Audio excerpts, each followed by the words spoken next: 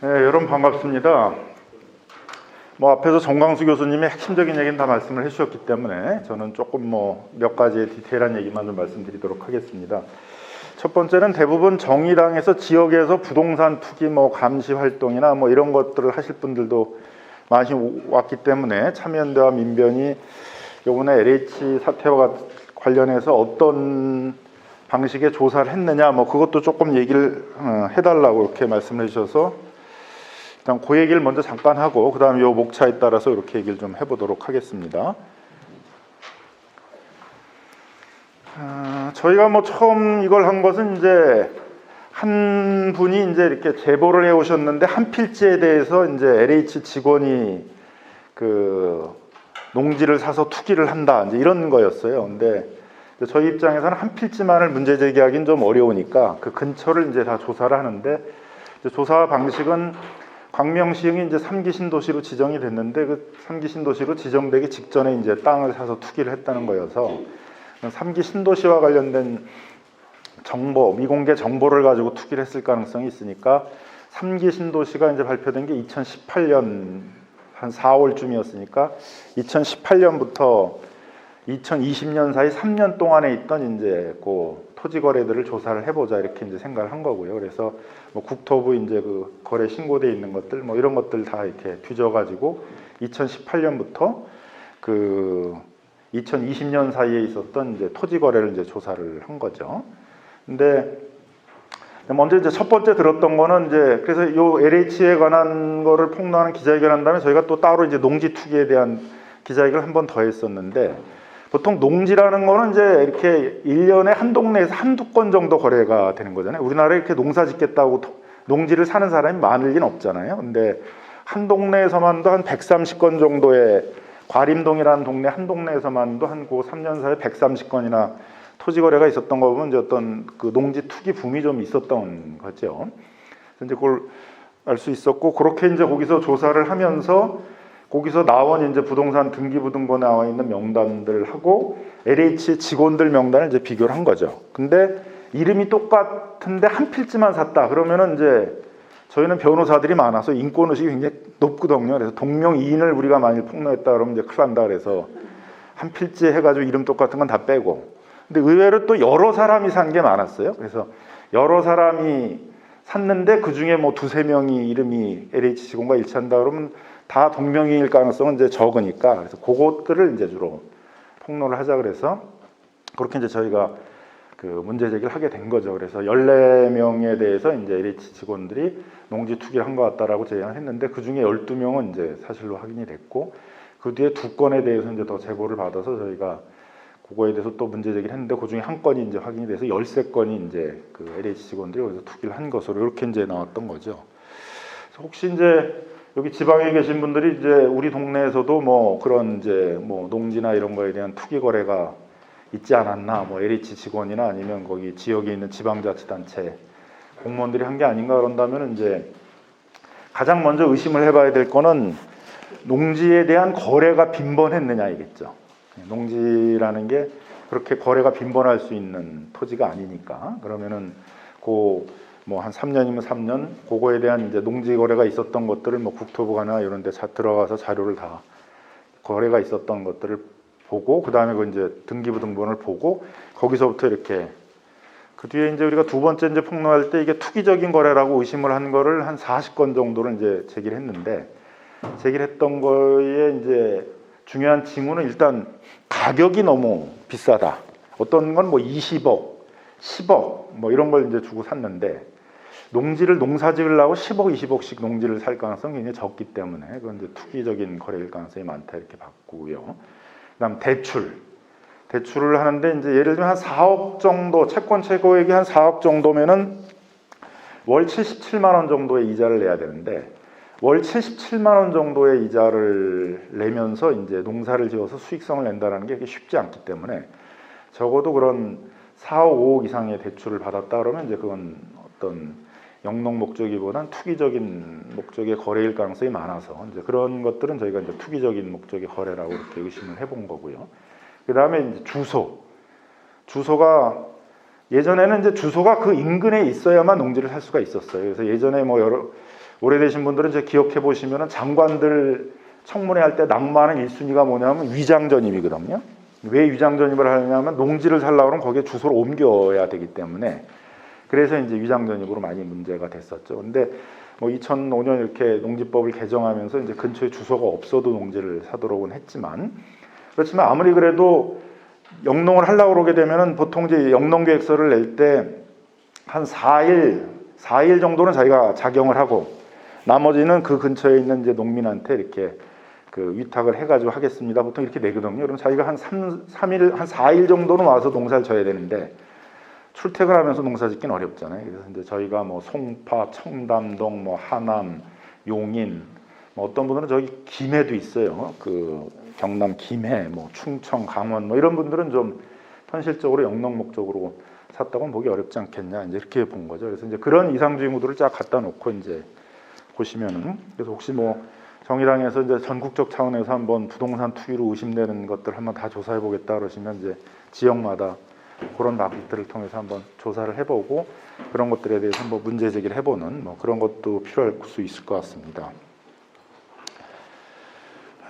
그다음에 이제 저희가 판단하기에 왜 LH 사태에 대해서 국민들이 공분을 할까라고 이제 뭐 생각을 해보면 뭐 저희는 이제 이렇게 분석을 해봤을 때 LH 직원들이 먼저 투기붐을 일으켰다 이렇게 생각하진 않아요.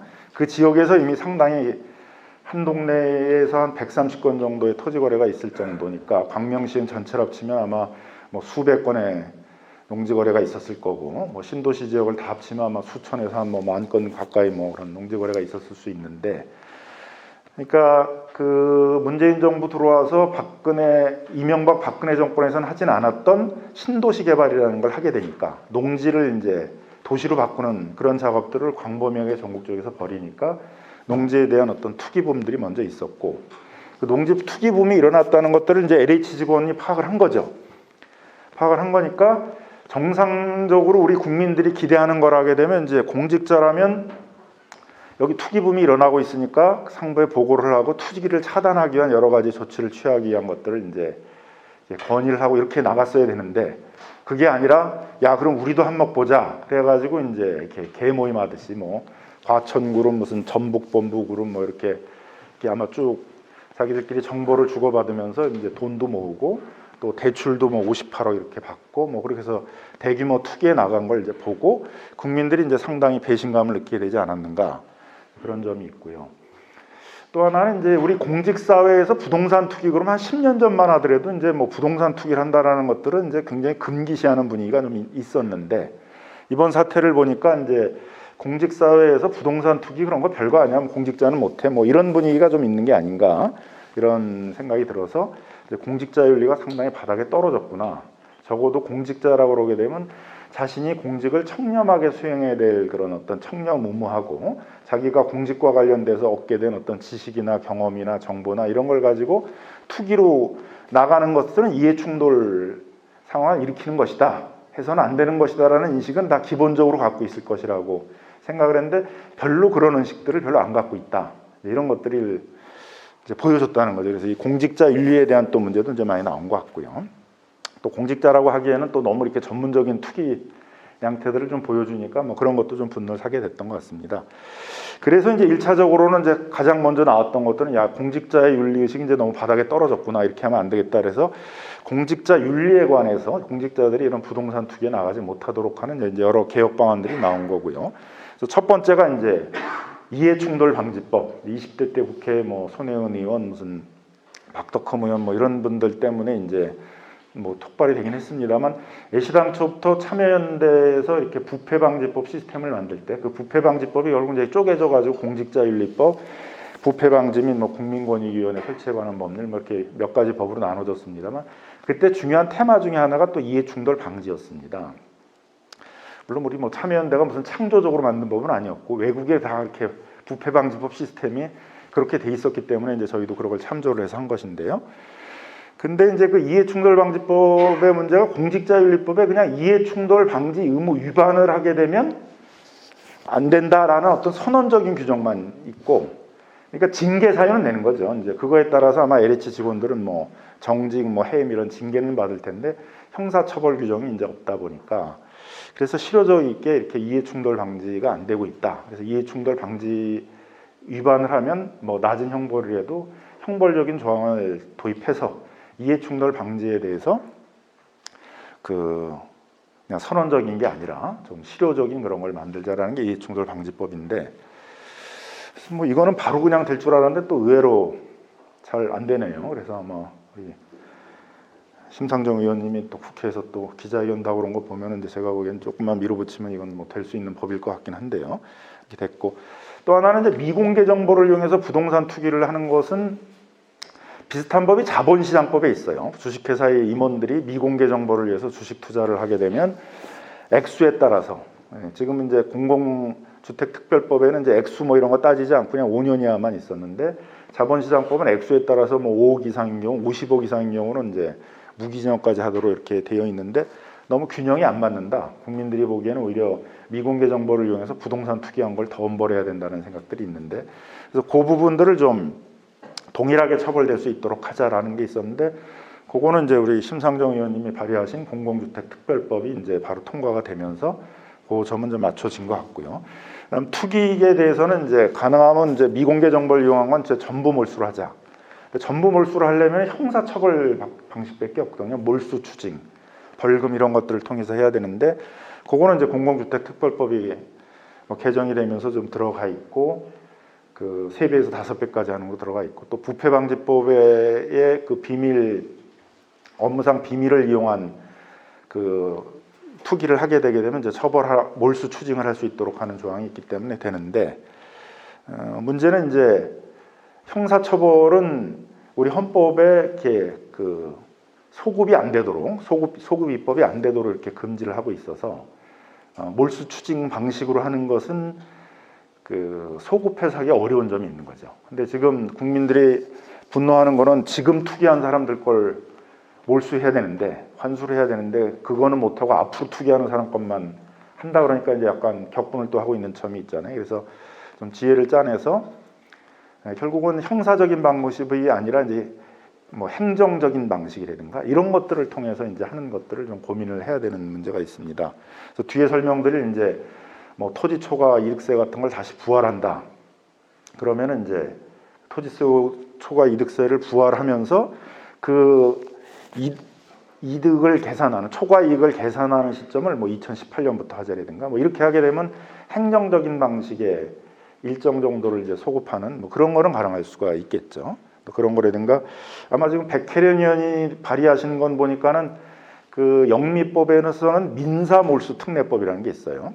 우리는 이제 지금 형사적인 몰수 추징은 먼저 주형인 징역형을 선고해야만 몰수 추징을 할 수 있는데 영미법은 이제 범죄 수익 환수를 굉장히 중시를 하기 때문에 원래 형을 선고하지 않고 그냥 몰수 추징만 따로 하는 이제 민사적 방식으로 국가가 그 범죄 수익을 지금 갖고 있는 사람을 상대로 그 범죄 수익을 국가에게 반환하라 하는 소송을 하는 방식이 있어요. 이걸 민사몰수 특례라고 그러는데 영미법 국가는 이제 대부분 걸 다 갖고 있는데 뭐 그걸 하자라는 것들을 지금 이제 들고 나온 것 같아요. 이제 그 논의가 뭐 예전에 유병원 세월호 사건 때 유병원 씨가 사망을 하는 바람에 거기가 갖고 있는 이제 많은 그 재산들을 국가가 환수를 해야 되는데 사망을 하니까 형사 재판을 못 하니까 환수를 못 하잖아요. 뭐 해외로 도주를 범죄자가 하게 되게 되면 그 주형을 선고를 못 하니까 환수를 못 하게 되는데 옛날에 이재용 씨가 이재용 부회장이 그 삼성의 에버랜드 헐값 전환사채 헐값 인수했는데 공소시효가 지나서 이제 이재용 씨를 처벌할 수는 없잖아요, 그죠? 그러니까 그때 얻은 범죄 수익을 환수할 수가 없으니까 그것만 띄어가지고 공소시효가 지났어도 그 범죄 수익만 별도로 환수하는 이제 민사몰수 특례법을 만들자는 논의가 있었고 뭐 예전에 몇 의원님들이 그걸 발의한 적이 있었는데 아마 이제 그걸 들고 나온 것 같습니다. 뭐 그런 방식들을 생각하고 있는 것 같고요. 그 다음에는 이제 LH 문제를 어떻게 해야 되느냐, 이제 LH에 있어서. 근데 뭐 저희가 이제 이걸 하면서 느꼈던 거는 LH 내에서 이런 걸 한 번도 안 했구나. 적어도 공공택지 같은 걸 개발을 하게 되면 한 3, 4년치의 토지 거래들은 조사하면서 LH 직원들이 거기에 관여하고 있는지 이런 걸 조사를 했어야 되는데 그런 부패 방지 시스템 같은 것들이 작동을 잘 안 했다.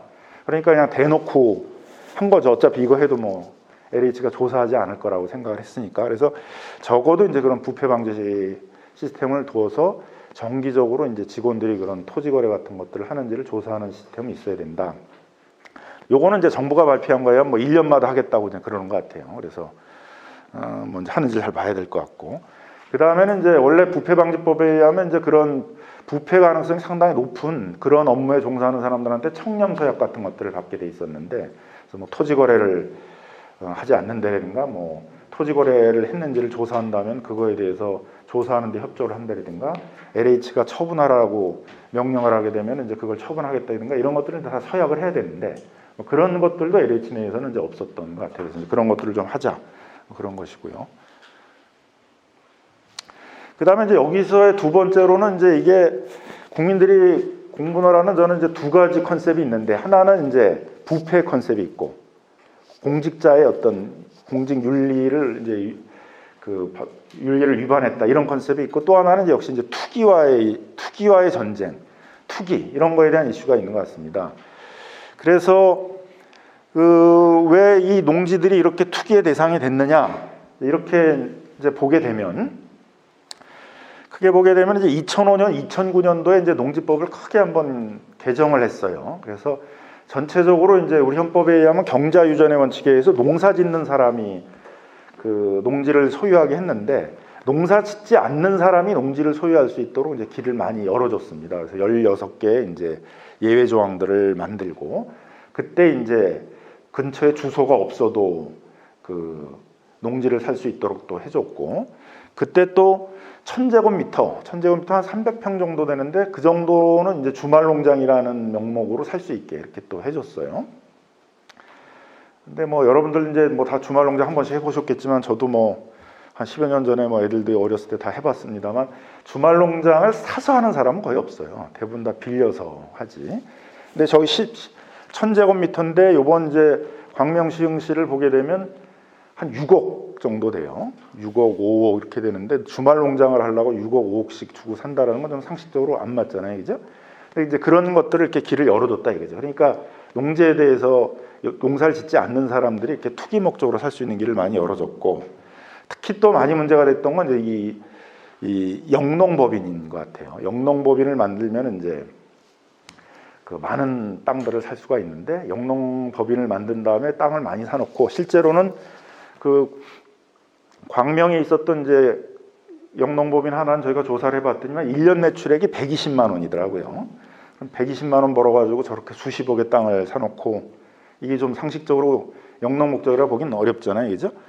뭐 그런 것들이 이제 많이 있으면서 저게 또 그 농지 투기를 할 수 있는 유력한 수단으로 영농법인들이 많이 활용되고 있고, 요번에 시사기획창이라고 이제 KBS가 아마 내일 보도를 하는지, 아무튼 뭐 다음 주에 보도를 하는지 모르겠습니다. 거기에 보니까는 이제 그 여의도에 있는 그 M&A 하는 회사들, 이런 데들도 이제 그 페이퍼 컴퍼니로 영농법인들을 만들어 가지고 그런 전국에 있는 땅을 사들이는 작업들을 많이 했더라고요. 보통 이제 M&A를 하는 그런 데들은 이제 사모펀드 같은 것들을 통해 가지고 투자 자금들을 모아 가지고 이제 좀 발전 가능성이 큰 기업에 투자를 해 가지고 기업을 육성해서 이제 나중에 팔아 가지고 고수익을 남기는 이제 그런 걸 하는 데인데, 그래서 적어도 수익이 뭐 10억, 10%, 20% 투자한 거에 이제 그 정도는 보장을 해줘야 되는 데거든요. 근데 아마 땅 투기가 그 정도가 보장이 되는 모양입니다. 그래서 이제 전국의 땅들을 사가지고 그런 M&A를 전문으로 하는 이제 그런 회사들이 이제 그런 데까지 나가고 있는 상황이어서, 저거는 이제 꼭 손을 봐야 되는 이제 그런 상황인 것 같고요. 그 다음에 이제 기획부동산들이 이제 쪼개기식으로 농지 투기를 하는 경우들도 많이 있었다. 여기 광명시흥지구도 뭐 보니까 한 토지를 뭐 100명한테 쪼개서 지분식으로 팔고. 근데 이제 이 기획부동산이 하는 행위가 이게 개발이 안 되면 사기가 되는 거고, 개발이 되면은 이제 거기서 그 땅의 보상금이나 이런 게 나오게 되게 되면 이제 그 지분을 가진 사람들이 나눠 가질 수 있게 되니까 뭐 일정 정도의 수익이 되는 거고, 이제 그런 구조인데 뭐 그런 사실들도 많이 있었습니다. 그래서 이제 이 제도, 농지법을 고쳐야 되는 문제도 있고, 또 농지 행정도 이제 문제이다. 뭐 예를 들면은 한 토지에 100명이 농사를 짓겠다, 이런 건 상식적으로 그런 영농계획서가 들어오면 제가 공무원이면 안 내줄 거 아니에요? 농지 이 농지는 일단 농지 취득 자격 증명을 얻어야만 그거를 이제 등기소에 같이 내야만 등기소에서 등기를 해줘요. 그럼 농지 취득 자격 증명을 얻으려면 영농계획서를 내서 심사를 받아야 됩니다. 그럼 영농계획서에 좀 촘촘하게 이제 일주일에 며칠 가서 농사를 지을 거고 무슨 작목을 심을 거고 장비는 뭐 내가 직접 안 가지고 있으니까 근처 농민한테 뭐 며칠에 한 번씩 빌려가지고 트랙터를 어떻게 운영할 거 뭐 이렇게 자세히 써내게 돼 있어요. 근데 이번에 시흥광명지구를 보게 되면 영농계획서가 다 텅텅 비어 있어요. 그냥 빈칸으로 냈는데도 이게 다 통과가 됐다는 거죠. 그리고 가서 보기만 하면 이게 영농을 하는지 안 하는지 금방 알 수가 있단 말이에요, 그죠? 그래서 저희는 가기가 어려워가지고 이렇게 위성 사진들이 또 있어요. 국토정보원에 가게 되면 그 위성 사진으로 한번 쫙 다 이렇게 하룻밤새 이렇게 다 봤어요. 과림동에 있는 필지바로. 그러면 위성 사진으로만 봐도 최근에 찍은 사진을 보면 이게 쓰레기장으로 운영되고 있는지 뭐 무슨 그냥 버려두고 있는지 금방 다 알 수가 있는데 그런 게 이제 전혀 확인이 안 된 그런 것들의 행정들이 전혀 이루어지지 않았다는 거죠. 그래서 아마 이제 광명시흥 같은 데는 도시화된 그런 농촌 지역이니까 그 농지를 보존하겠다라는 그런 행정 방향이보다는 아예 농지를 빨리 망쳐가지고 도시화하겠다 이런 생각이 많았을 수도 있어요. 그러니까 이제 아예 안 한 거죠. 그래서 시흥 같은 경우는 보니까 1년에 한 명씩 기간제로 그 직원을 한 명 뽑아가지고 그 한 사람이 한 여의도 면적이 한 8배 되는 걸 다 둘러보는 거예요. 그냥 뭐 자전거 타고 둘러봤는지 어떻게 했는지 잘 모르겠는데 사실상 거의 불가능한 거잖아요. 그죠? 그러니까 거의 그냥 버려둔 행정을 했다 이렇게 볼 수가 있겠죠. 그 다음에 이제 영농을 안 하면은 이제 원래는 매각명령을 해야 돼요. 그래서 매각명령을 해야 되는데 지금까지 매각명령을 해서 농지를 팔았다라는 사례가 거의 없단 말이에요. 그러니까 그런 거 보면은 이제 농지법에는 매각명령이란 강력한 조치가 있지만 실제로는 그게 거의 사용되지 않고 있다는 얘기죠. 그래서 매각명령을 하더라도 그때 와가지고 지금부터 농사 짓겠습니다. 유예해 주십시오. 그럼 또 다 유예를 해준다는 거죠. 그리고 얼렁뚱땅 가서 나무 심고 그러면 이제 대충 넘어가고 이런 식이 되다 보니까 제대로 된 이제 그 보존 행정이 안 된다. 이제 이런 이제 문제가 있는 것 같고요.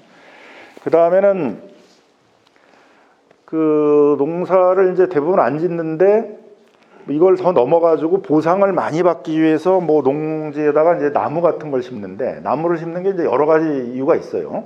묘목 자체를 이전하는 비용도 보상비가 있기 때문에 하는 것도 있죠. 근데 그러려면 이제 나무를 많이 심어야 되죠. 그래서 요번에 이제 저희가 뭐 사진을 하나 공개했던 걸 보게 되면 나무 촘촘히 심었어요. 자라다가 2, 3년 있으면 다 죽죠. 촘촘히 심었으니까. 근데 다 자랄 필요가 없는 거죠. 이 사람의 입장에서는 자라기 전에 다 수용되면 이제 이전 보상만 받으면 되니까 그런 목적도 있고 또 나무를 심어놓고 논을 밭으로 지목이 변경됐다라고 주장을 할 수가 있어요. 뭐 농업적으로 보면 예전에는 이제 그 논이 생산성이 높고 이러지만은 보상으로 기준으로 하게 되면 밭이 훨씬 보상이 많습니다. 논은 나중에 개발할 때 뭐 이 메꾸고 뭐 이런 작업들도 필요한데 밭은 바로 할 수가 있기 때문에 그래서 또 밭으로 이 논을 갖다 막 바꿔놓으려고 하는 이제 그런 차원에서도 나무를 심어놓고 이제 이런 경우들이 많이 있습니다. 그래서 이제 이런 것 때문에 이번에 보상 제도를 이제 대대적으로 한번 좀 바꿔보자라는 좀 논의도 있어요. 그래서 토지보상법을 바꾸자는 게 있는데 약간 이제 보상액을 뭐 보유 기간에 따라 달리 주자는 얘기도 있는데 그거는 이제 우리 헌법상 정당 보상의 원리상 그건 제가 보기에는 뭐 안 될 것 같고 보상 금액을 달리할 수는 없는데 생활보상과 관련된 거 생활보상이라는 건 이제 그 수용되기 전과 똑같은 상태를 만들어준다는 그런 의미의 보상인데 그게 대표적인 게 영업손실 보상, 그 다음에 이제 뭐 대토, 이주대책 같은 거, 뭐 아파트 입주권 이런 게 이제 생활보상인데 이 생활보상은 이제 정책적으로 그 기간 거기에 오래 살았던 사람한테는 생활보상을 이제 제대로 해주고 거기 오래 안 살고 단기간만 있었던 사람은 거기에 어떤 생활로 정착돼 있다고 보기 어렵잖아요. 투기 목적으로 와 있다 그러게 되면 생활보상을 해줄 리는 필요가 없죠. 그러니까 적어도 대토나 아파트 입주권 같은 걸 줄려면은 적어도 한 10년 정도는 거기에 거주를 해야 된다라든가 그렇게 해서 대토권 아파트 입주권들을 이제 하자든가 농업손실보상 같은 경우는 적어도 거기서 뭐 한 3년, 뭐 5년 뭐 이렇게 이상 영농을 한 사실이 증명이 돼야만 이제 농업손실보상을 해준다라든가 뭐 이런 이제 토지보상법 개정 같은 것도 필요할 수 있겠습니다.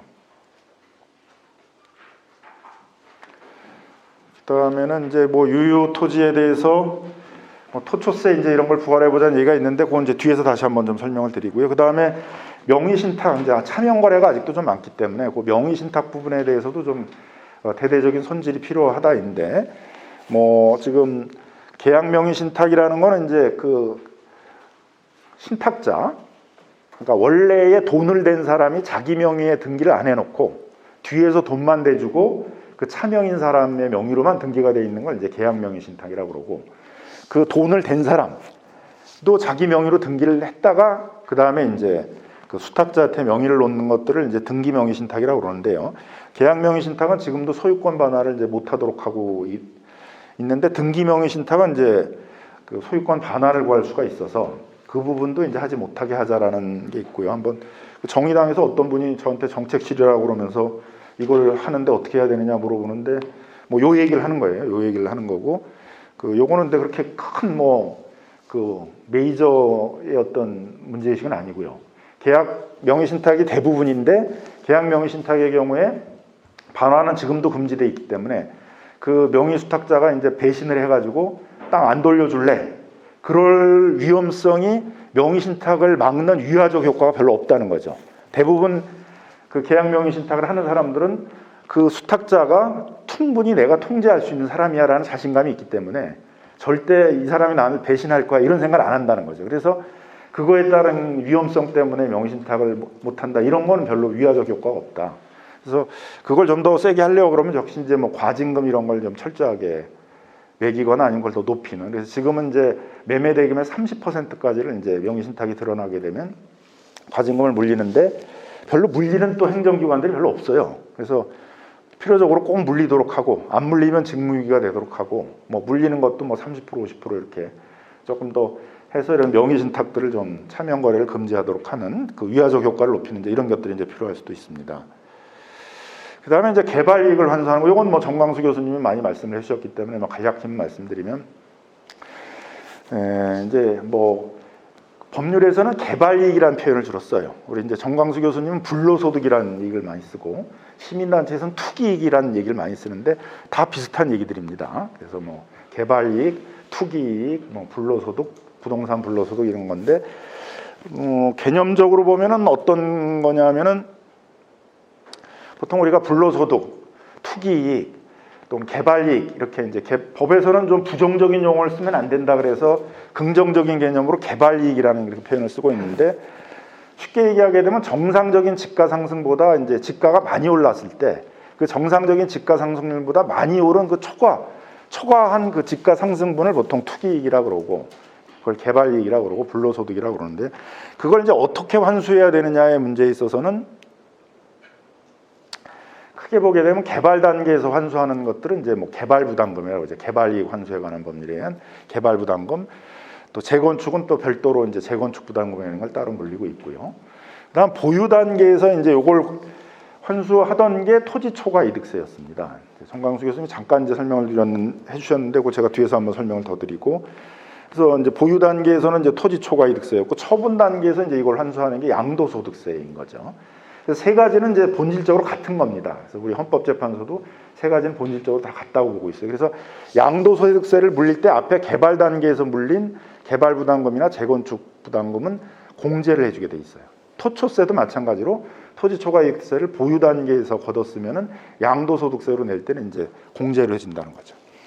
그러면 쉽게 생각하면 그냥 처분 단계 양도할 때만 다 거두면 되는데 뭐하러 개발 단계와 보유 단계에 걷어야 되느냐, 이제 그런 문제가 있죠. 근데 사실은 양도 단계에서는 못 거둘 가능성이 많아요. 또 대부분 다 양도소득세는 거의 안 내는 세금처럼 많이 인식이 돼 있고, 그 다음에 뭐 증여를 하거나 뭐 이렇게 하게 되게 되면 이제 양도소득세로 이제 거둘 수가 없는 거죠. 그래서 그 양도소득세로 마지막 처분을 할 때 걷기 전에 보유 단계하고, 특히 이제 보유 단계에서 또는 개발 단계에서 일정 정도의 개발 이익들을 걷는 작업들이 필요하다, 이제 이겁니다. 그래서 뭐 제 주장은 뭐 이렇게 또 앞에 강의하신 분은 보유 단계에서 대부분 다 개발 이익들, 투기 이익들을 거둬야 된다라고 이렇게 많이 말씀을 하시지만, 저는 개발 단계, 보유 단계, 처분 단계에서 골고루 걷어야 된다.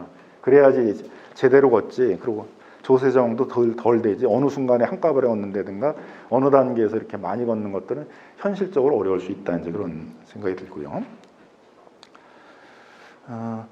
그래서 이제 보유 단계에서 이 투기이익들을 걷는 것들이 이제 중요한데 보유 단계에서 투기이익들을 걷는 가장 정통적인 방식은 토지 초과 이득세였다는 거죠. 그래서 3년마다 토지 가격을 조사해서 3년 동안 오른 토지 가격에서 정상지가 상승률, 정상지가 상승률은 보통 뭐 정기예금 뭐 이런 걸 가지고 정기예금 정도의 예금에 투자를 했다면은 거기도 뭐 그 정기예금 이자 정도는 얻었을 거 아니에요, 그죠? 그러니까 그런 정도가 이제 정상지가 상승률이다 이렇게 보고. 그걸 이상을 이제 넘은 지가 상승 부분에 대해서는 이제 그건 초과적인 이득을 얻은 거기 때문에 그거에 대해서 뭐 20에서 50% 정도를 이렇게 걷는 게 토지 초과 이득세였습니다. 그래서 토지 초과 이득세는 이제 두 가지 문제의식이 있었어요. 첫 번째는 너무 유유 토지가 이제 많은 거예요. 특히 이제 요게 만들어졌던 노태우 정부 시절에 1기 신도시 사업을 했잖아요. 그러니까 전국적으로 이제 농지를 도시로 바꾸는 사업들이 전개가 되다 보니까 그 농지나 이런 데 투기가 많아지고 그래서 농사를 안 지으면서 그냥 웅지를 사두고서 놀려두고 있는 게 많고 근데 그걸 제일 누가 많이 했냐면 재벌들이 많이 했다 이거지. 재벌들이 비업무용 부동산들을 엄청나게 많이 사둬가지고 그걸로 이제 이렇게 토지에서의 가격 상승 이런 부분들이 많이 있었어요. 그래서 놀리고 있는 이제 토지에 대해서는 세금을 물려서 그 투기익을 걷어내고 그렇게 하면 어떻게 되겠어요? 놀리지 않으면 되죠. 영농을 하거나 거기다 공장을 줘서 뭐 가동을 시키거나 뭐 물류센터를 만들거나 그러면 되잖아요, 그죠? 그래서 생산적으로 토지를 사용하도록 만들기 위해서 이제 물린다는 것도 있었고 또 개발 지역 안에서는 개발을 할 때 개발이익 환수에 관한 법률에 의해서 그걸 이제 일정 정도 수익을 환수해낼 수 있는데 개발이익은 어디가 더 많이 생기냐면 개발지구 아니라 그 주변이 많이 생기거든요. 주변 같은 경우는 강제 수용이나 이런 게 당하지는 않게 되니까 훨씬 더 많은 개발 이익을 누리게 되는데 그거를 이제 환수할 길이 없었다는 거죠. 그래서 그 주변 부분에 대해서는 그 보유 단계에서의 이 토지 초과 이득세로 그 투기 이익들을 이제 환수해내자 그런 이제 문제 의식이었습니다. 그러다가 이제 그 토지 초과 이득세 이런 게 없어지면서 이걸 대체하는 걸로 만든 게 뭐냐 하면은 종합부동산세를 다주택자들한테만 지금 물린다고 생각을 하시는데 다주택자들한테 걷는 세수는 종합부동산 전체 20% 정도밖에 안 됩니다. 나머지 80%는 어디서 나오냐면 이 토지에 대해서 물리는 종합부동산세에서 세수가 나오는데 그게 뭐냐면 별도 합산과세, 분 토지 종합부동산세, 종합과세분 이제 토지분 종합부동산세에서 주로 나온다는 거죠. 별도 합산분은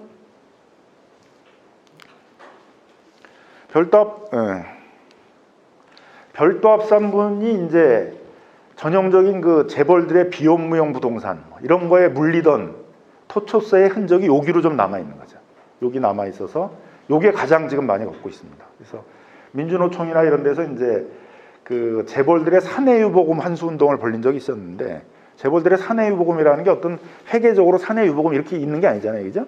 어떤 딱 무슨 돈으로 모여 있는 게 아니잖아요. 그러니까 굉장히 운동 자체가 실현 가능성이 떨어지니까 그 다음에 주로 이렇게 민주노총에서 얘기하고 있는 게 별도 합산과세 토지 종합부동산세 세율을 인상을 해서 많이 걷자. 그러면 그 여유 있는 돈들을 주로 이제 재벌들이 토지나 이런 거로 많이 갖고 있으니까 토지를 놀리고 있는 거에 대해서 보통 이제 어떤 방식으로 하냐면 차고지라고 해놓고선 차고지는 요만큼만 쓰고 나머지는 이만큼은 그냥 차고지의 부속 토지, 창고라고 그러면서 창고는 요만큼만 쓰고 나머지는 뭐 그거 한 10배, 20배 되게 이제 부속 토지라고 이제 쓰고 있어서 주로 이제 별도 합산과세 토지분 종합부동산세는 그런 공장, 창고, 차고 뭐 이런데 부속 토지로 쓰고 있는 부분들에 대해서 이제 주로 물리는 그런 것들입니다.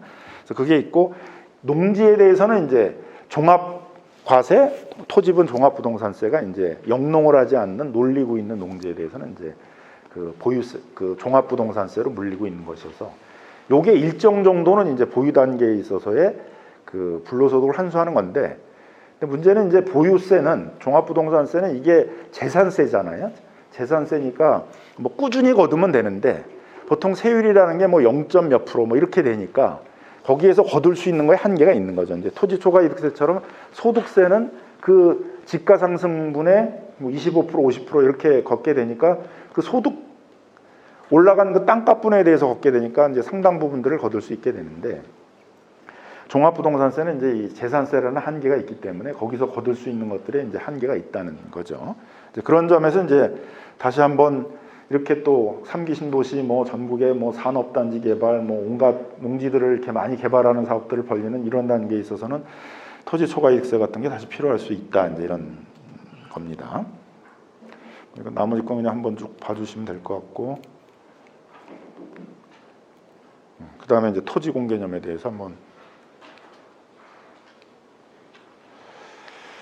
토지 공개념에 대해서는 자꾸 이제 뭐 개헌을 해야만 토지 공개념이 되는 것처럼 또 얘기를 하시는 분들이 있는데, 우리 헌법재판소 입장은 우리 지금의 헌법이 토지 공개념에 입각해 있다는 거예요. 그래서 두 가지 근거인데, 이제 헌법 122조하고 23조 2항.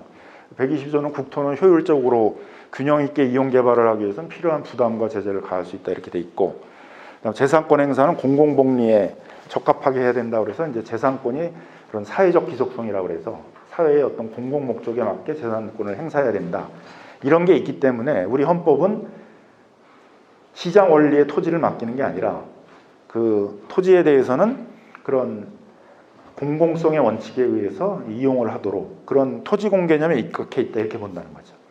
그리고 다른 재화와 달리 토지는 유한하다 이거예요. 필요하면 무한히 생산할 수 있는 게 아니기 때문에 그 토지에 대해서만큼은 사회적 기속성이 훨씬 더 높아야 된다, 이런 것이 이제 우리 헌법재판소 입장이어서 우리 헌법재판소는 계속 우리 헌법은 토지 공개념에 입각했다, 토지 공개념에 입각했다, 이렇게 하고 있는데, 자꾸 이제 토지 공개념 헌법 개정을 해야 된다 이렇게 얘기하는 게 좀 위험성이 있어요. 제가 가서 어디 토론을 하면 조선일보나 뭐 이런 데들은 아니 토지 공개념 헌법 개정도 안 됐는데 무슨 토지 공개념을 주장하냐, 이렇게 얘기를 하는데, 지금이 토지 공개념에 입각해 있다, 우리 헌법도. 그래서 우리 헌법은 그냥 만든 게 아니라 어느 정도 베낀 거잖아요. 이미 유럽에서의 그 수백 년의 역사와 전통에 의해서 발전된 헌법을 개수해 와가지고 우리 헌법을 만들었고, 이미 유럽이나 이런 데서 그런 토지 공개념에 입각한 여러 가지 헌법 조항들이 있었기 때문에 이것도 우리 헌법에 다 들어와 있는 상황이고, 그래서 우리 헌법 자체가 토지 공개념에 입각해 있다는 거죠. 그래서 만약 개헌을 한다면 좀 더 명확히 하자 뭐 이런 얘기는 이제 되겠는데, 마치 그 토지 공개념을 하기 위해서는 헌법 개정을 해야 된다, 이런 건 굉장히 또 역으로 굉장히 위험한 얘기일 수도 있다. 지금은 안 된다라는 역으로 그런 논리가 이제 될 수 있다는 거죠. 근데 그렇지 않다는 것이고, 뭐 토지 공개념은 뭐 철학적으로 어떻게 정비해서 나온 얘기보다는 이제 그 노태우 정부 때 우리가 이렇게 그 부동산 정책의 비극 중에 하나는 가장 진보적인 부동산 정책을 썼던 정부는 노태우 정부예요. 노태우 정부는 이제 뭐 주거난이 엄청 심각해지면서 그 당시에 있었던 뭐 안기부에서 주거 문제를 해결하지 못하면 혁명이 일어난다 그랬다고 그래요. 그래서 정권적 차원에서 사력을 다해서 뭐 신도시도 개발하고 토지 공개념 3법 개발이익 환수제도도 만들고 처음으로 공공임대 주택도 짓고 뭐 이런 걸 했어요. 근데 그 다음에는 이제 뭐 김영삼 정부가 관치 경제를 극복한다 그러면서 대표적인 관치 경제가 토지 공개념이다 그래가지고 이제 약화시켰고, 그 다음에 이제 김대중 정부가 IMF 경기를 활성화시킨다 그래서 부동산 경기를 활성화시켜서 이제 폐지하고 이렇게 된 거죠. 그러니까 가장 보수적인 부동산 정책을 쓴 또 정권은 김대중 정부예요.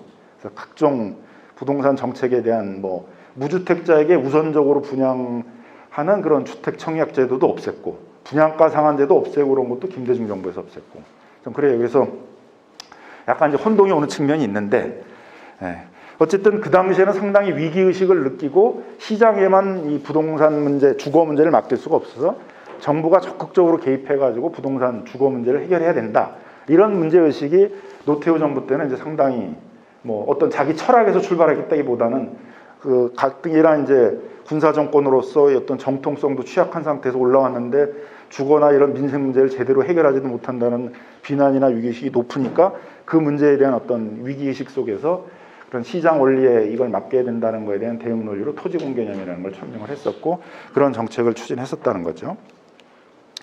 그래서 토지 공개념 3법이라고 대표적으로 얘기하는 게 이제 그런 토지에서 나오는 불로소득을 환수하는 거였는데, 이게 위헌이라는 건 전혀 사실을 이제 왜곡하는 겁니다. 이 진보적인 사람들 중에서도 보면 이걸 굉장히 잘못 이해하고 계신 분들이 있는데, 토지 공개념 3법 중에서 개발이익 환수에 관한 법률은 이제 거의 위헌 시비가 없었고요.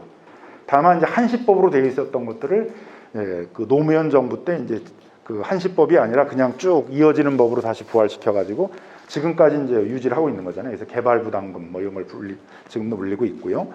그 다음에 이제 재건축에 대해서는 별도로 재건축 초과이익 환수에 관한 법률을 이제 뭐 참여연대 이런 데가 운동을 해서 만들어가지고 재건축 부담금이라는 걸 지금도 물리고 있죠. 그래서 이 개발 단계에서 개발 구역 안에서 발생하는 그 개발 이익들을 환수하는 거는 뭐 그런 위헌 시비가 거의 없이 운영을 해왔고요.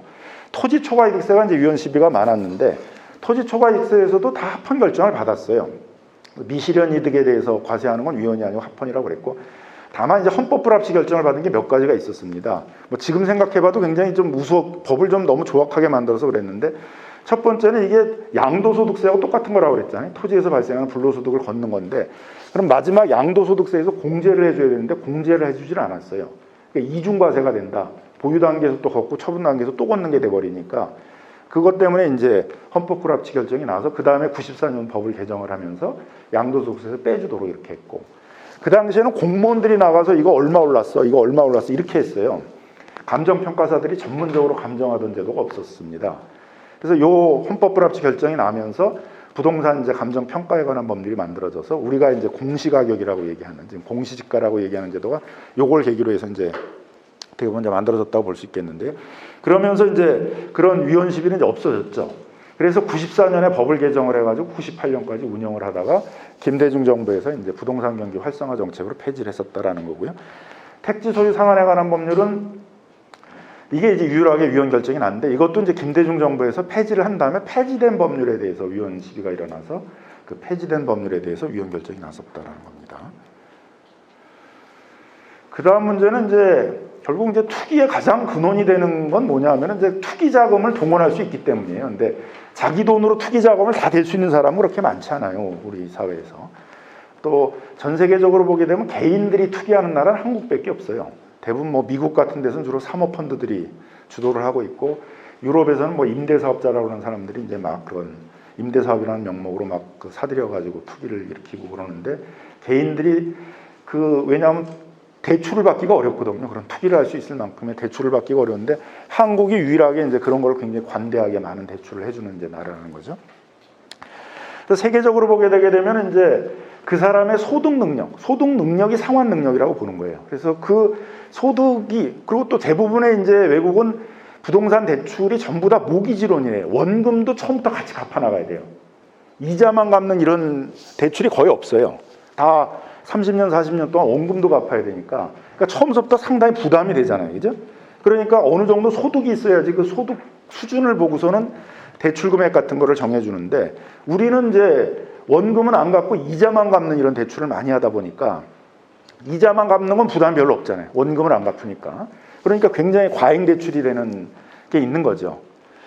그래서 이제 이거를 바꿔보려고 이제 해서 그 노무현 정부 때부터 이제 막 이렇게 그 원금과 이자를 갚는 이제 모기지론 방식으로 이걸 바꿔야 된다. 그 이름을 이제 우리 정부에서는 장기 안심 대출이라는 이름을 붙였는데, 박근혜 정부가 유일하게 금융에 대해서 개혁한 게 요거였습니다. 박근혜 정부에서 요 장기 안심 대출로 이제 이자만 갚던 것들을 원금과 이자로 갚는 것들을 많이 전환을 시켰는데, 그래도 한 48% 이런 정도밖에 안 됐었는데, 문재인 정부에 들어서 이게 거의 안 늘어났어요. 의외로. 그러니까 문재인 정부가 거의 손을 안 댔던 영역이 이제 금융개혁 부분이었어요. 그래서 뭐 유동성 이런 걸 그냥 당연한 거로 사람들이 생각을 하는데, 그렇지 않은 게, 미국이나 이런 서구 유럽들은 대부분 그 금융위기를 겪은 다음부터 이런 DSR 같은 이제 그 소득 능력에 맞게 대출하는 것들을 엄격히 적용을 했기 때문에, 미국은 2007년에서 2018년 사이에 가계부채가 23%가 줄었습니다. 독일이 한 8% 줄었고, 영국이 5% 줄었고, 일본 같은 보수적인 나라도 한 1% 줄었어요. 근데 한국만 유일하게 25%가 늘었어요. 작년 한 해만 120조의 가계부채가 늘었습니다. 전혀 이 가계부채가 늘어나는 거, 이 부동산으로 과잉 유동성들이 몰리는 거에 대해서 유일하게 손 놓고 있는 나라는 한국밖에 없어요. 가장 개혁을 안 하고, 이게 제가 보기엔 문재인 정부가 한 부동산 정책의 가장 큰 실패이고, 문재인 정부가 한 방식은 뭐냐 하면은 뒷북행정이 될 수밖에 없는 게 주로 조닝이거든요. 조닝은 조정대상구역, 투기과열지구 이런 거를 지정하는 건 이미 올라야 돼요. 법적으로 또 그렇게 돼 있어. 물가상승률보다 상당히 많이 올라야만 그걸 조사를 해서 많이 올랐다 그러면 부동산 정책 심의위원회에다가 심의를 붙여가지고 지정을 해야 돼요. 이미 오른 다음서부터 지정하는 데까지 한 2년 걸려요. 그럼 다 올랐잖아, 그죠? 오른 다음에 이제 LTV 규제하고 뭐 양도소득세 중과하고 그러면 또 잡혀요. 그럼 옆에가 또 올라. 그럼 또 옆에를 조사해가 또 지정하는데 또 한 1년에서 2년 걸려요. 그러면 또 지정을 해서 하면 또 잡혀. 그러니까 김현미 장관은 잡았다고 주장을 하잖아요. 근데 국민들은 잡았다고 전혀 생각을 안 해. 왜 다 오른 다음에 지구 지정을 하고 그랬으니까 이미 다 올랐는데 뭘 잡았어? 이런 거 아니에요, 그죠? 그러니까 대표적으로 조닝 방식은 이제 세계적으로 쓰고 있지도 않고, 조닝 방식은 이제 이렇게 조정대상구역, 뭐 투기과열지구 이런 거 지정해서 하는 방식들은 이제 뒷북 행정이 될 수밖에 없다는 거죠. 근데 다른 나라들은 이렇게 한 게 아니라 DSR이라는 기준을 만들고 그 소득 능력들을 보고 거기에 맞게 대출을 해줬기 때문에 과잉 대출을 해주지 않았고 그 돈들이 부동산으로 몰리는 거 어느 정도 막고 있었다는 거죠. 그래서 우리도 이제 부랴부랴 이제 뭐 이거를 정부가 하겠다 그래서 2019년 하반기부터 이제 시중은행, 6대 시중은행부터 이제 적용을 하기 시작을 했어요. 저희가 이제 LH 직원들의 거를 이제 DSR의 관점에서 분석을 해보니까 DSR은 이제 세계적으로 40%입니다. 그래서 그 40%를 기준으로 보게 되면 딱 한 사람만 40%에 맞춰져 있었고, 저희가 조사했던 11명 중에 10명은 다 DSR 40%를 다 넘었고 평균이 81%였고 어떤 사람은 뭐 144%였어요. 그러니까 일단 이게 이론상으로 안 되는 거잖아요. 144%면 자기 소득의 1.4배를 연 1년에 1억을 벌면은 1억 4천만 원을 빚 갚는 데 써야 된다는 얘기니까, 그러니까 결국 뭐냐 하면은 모기지론 방식이 아니라 이자만 갚는 방식으로 하기 때문에 이게 가능한 방식인 거죠. 그래서 이런 식으로 해서 이제 대부분 이제 이게 안 지켜지고 있다는 거죠. 그래서 뭐 저희가 이제 쭉 뭐 그 오기영 의원실에 이제 자료를 받아가지고 이제 분석을 해보니까는 8개 시중은행에서도 DSR은 한 5분의 1이 안 지켜지더라 이게. 신규 대출의 5분의 1은 이제 그 40%를 다 초과하는 거에서 안 지켜지고 있고, 지방은행 같은 경우는 이제 아예 56.7%가 이제 이거, 그러니까 나머지 한 45%는 안 지키고 있다는 얘기죠. 그래서 다 과잉 대출이 되고 있다는 겁니다. 그래서 보면은 이제 뭐 거의 한 70%예요, 평균적으로 보게 되면. 근데 세계적으로 보면 70%면 이제 거의 파산 상태로 가야 되는 그런 상황이에요. 초과잉 대출이 되는데 우리는 그런 초과잉 대출들이 그 평균적으로 되어 있다 이제 이거죠. 그래서 이 부동산 투기 문제를 할 때는 이 금융 문제를 제껴놓고 할 수는 없다. 그래서 이 그 문재인 정부에서 이 과잉 대출 문제에 대해서는 이제 꼭 해결을 해야 되는데, 좀 보시면 될 것 같고. 그래서 세계적으로는 특히 이제 미국 같은 경우는 2008년 금융위기 이후에 이제 뭐 바로 호파법이라고 이제 이렇게 이름을 붙였습니다만, 이제 그 소득 능력을 보지 않고 대출을 해준 경우에 있어서는 은행들을 제재하는 이제 그런 법들을 만들었어요. 그래서 이걸 보고 시민단체에서 제기하는 이제 법이 과잉대출규제법이라고 이렇게 이름 붙였습니다. 이제 프레데토리 론이라는 게 엄밀히 번역을 하면 이제 약탈적 대출이에요. 그래서 금융학자들은 약탈적 대출 이런 표현을 쓰는데, 참여연대가 약탈적 대출 이런 표현을 썼더니만 이제 방송에서 부적절한 용어라고 그러더라고요. 그래서 학자를 있으면 아무 문제 없이 하는데 우리 시민단체가 쓰면, 그래서 과잉대출규제법 이렇게 저희가 이제 이름 붙였는데요. 그래서 아무튼 이런 과잉대출규제법 같은 것도 반드시 필요하다 이제 그러고요.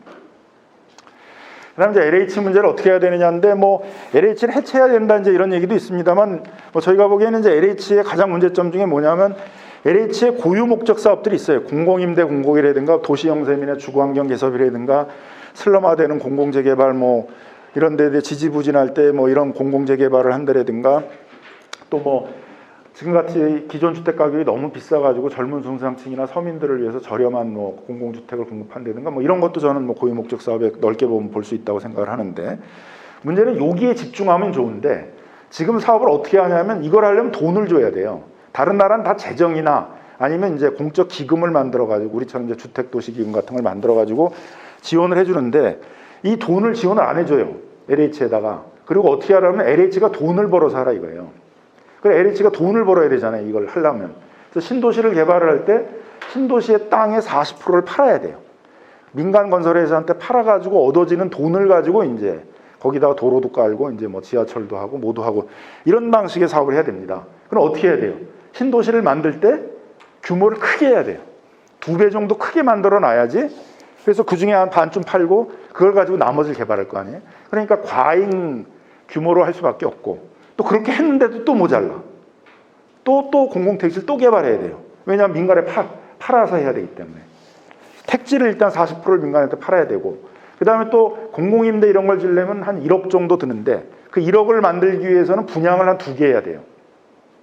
한 2개 정도 해가지고 1억을 벌어야 돼. 그러니까 또 공공 분양을 해야 돼. 그럼 분양을 하면 또 거기 땅하고 또 다 넘어가잖아요. 민간으로.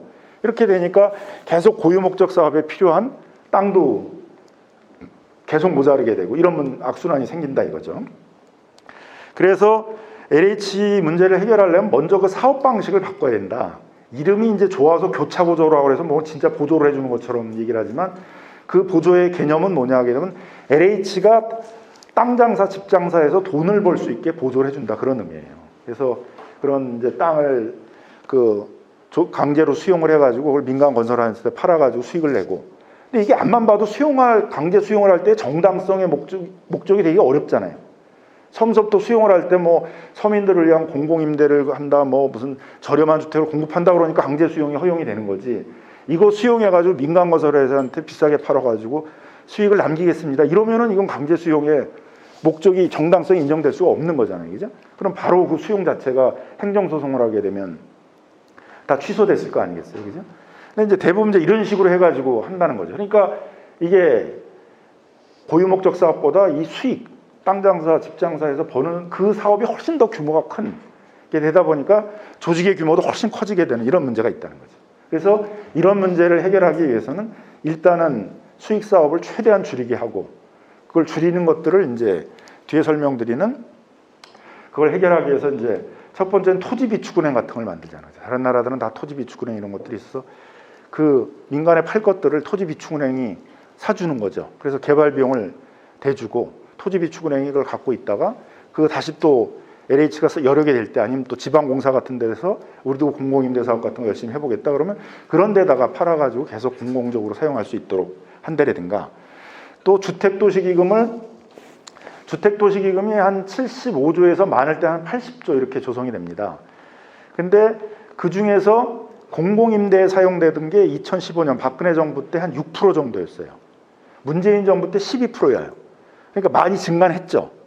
근데 전체 주택도시기금의 12% 정도만 공공임대에 쓴다. 원래 공공임대가 가장 주력 사업인데 주택도시기금에 해야 돼. 그럼 너무 적잖아요, 그죠? 근데 그럼 어디에 제일 많이 쓰냐면 안 쓰는 거에 제일 많이 써요. 왜 안 쓰느냐? 그러면 청약저축을 한꺼번에 찾아갈 우려가 있으니까 그때에 대비해서 청약저축은 다 찾아갈 것만큼을 갖고 있어야 된다는 거예요. 근데 세계에서 뭐 우리나라에서 시중은행들이 예금을 할 때 그 돈을 찾아갈 거에 대비해서 가지고 있는 건 7%예요. 지급준비율이 7%예요. 근데 청약저축이라는 게 은행에 있는 예금보다 그렇게 더 쉽게 찾아가는 게 아니잖아요. 그러니까 이건 완전히 기재부에 있는 공무원들이 그냥 보신주의죠. 나 있을 때 줄어들면 안 된다. 이거 이외에는. 근데 지금같이 이렇게 주거 문제가 심각할 때 적극적으로 이 기금들을 사용을 해야 되는데 기금들을 이제 안 사용하고 계속 남기는 것도 문제고 공공임대가 아니고 자꾸 무슨 대출 이런 데 사용하도록 하고 공공임대에 적극적으로 돈을 안 대주는 것도 문제고 하니까 좀 더 이 주택도시기금의 사용을 개혁을 해서 이 주택도시기금들을 과감하게 좀 공공임대나 이런 LH가 고유목적 사업을 하는데 지원을 해주고 그 대신 기금을 지원해주는 대신에 땅 팔고 집 팔고 뭐 이런 것들은 좀 줄이자. 그러면 LH도 좀 슬럼화될 수 있고 또 일부 사업들은 뭐 지방에 있는 도시개발공사도 경쟁 체제로 하고 그러면은 이제 이렇게 거대한 또 굉장히 많은 공공사업들을 벌리는 것들을 좀 줄일 수 있지 않겠느냐 이제 이런 거죠. 여기까지 말씀드립니다.